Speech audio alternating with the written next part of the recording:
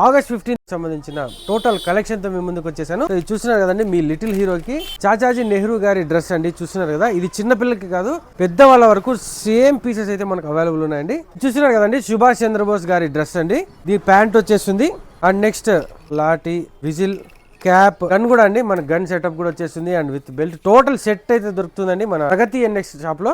Next most important ఇప్పుడు ఉండాల్సిందే అవసరం అయ్యేది పిల్లలకి మిలిటరీ డ్రెస్ అండి.